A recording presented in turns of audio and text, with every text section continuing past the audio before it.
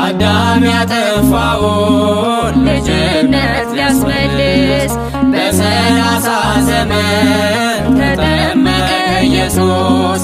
እርሱ አምላክ ሲሆን ፈጥሮ የሚገዛ ወረደ ወደ ምድር እንዲሆነን ቤዛ። ሰማያዊ ሰማያዊ ሰማያዊ ሰማያዊ ሰማያዊ ኢየሱስ ናዝራዊ